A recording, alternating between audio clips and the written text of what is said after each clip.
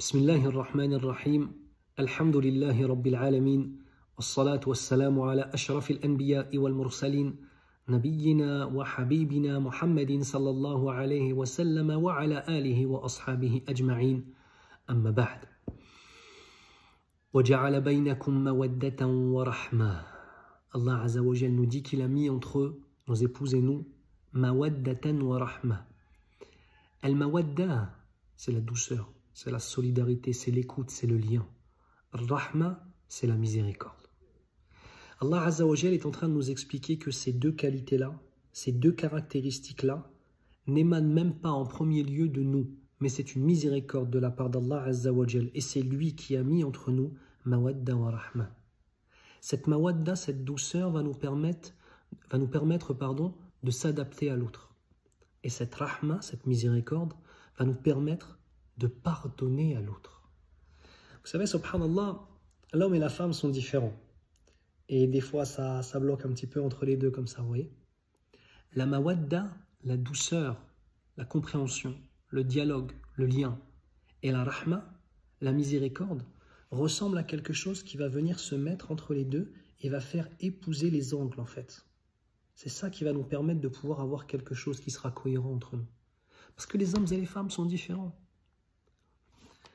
On compte parfois uniquement sur l'amour qu'il y a entre les deux êtres pour trouver un terrain d'entente. Mais l'amour augmente et baisse.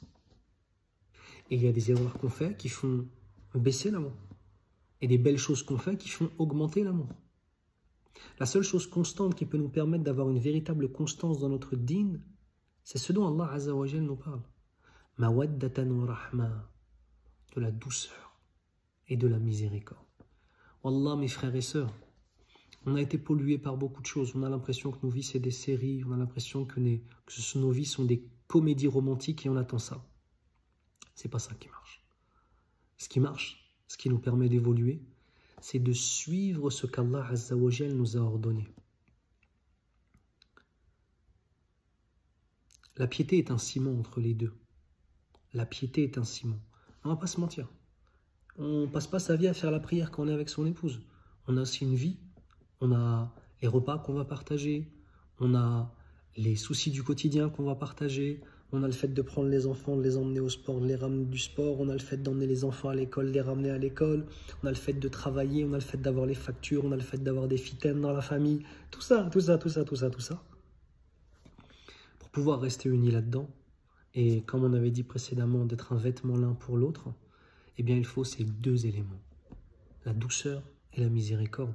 Je demande à Allah Azza wa Jal qu'il mette entre nous et nos femmes la douceur et la miséricorde, Ya Rabbal Alamin, et qu'il fasse que, tout aussi bien, ces femmes voient en nous des hommes miséricordieux et doux, et que l'on voit dans nos femmes des femmes miséricordieuses et douces, Ya Rabbal Alamin.